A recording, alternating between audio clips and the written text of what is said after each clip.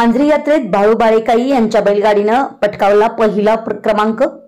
मांजरीच्या ग्रामदेवता लक्ष्मीदेवीच्या यात्रेनिमित्त बैलगाडी शर्यतीत मांजरीच्या बाळू बाळेकाई यांनी प्रथम क्रमांकाचं 30,000 रुपये व ढाल असं बक्षीस पटकावलं। दुसऱ्या क्रमांकाचं 20,000 रुपये व ढाल असं बक्षीस कबीर अब्याळ यांनी पटकावलं, तर जयनाळ मेजर तृतीय क्रमांकाचं 10,000चं बक्षीस पटकावलं।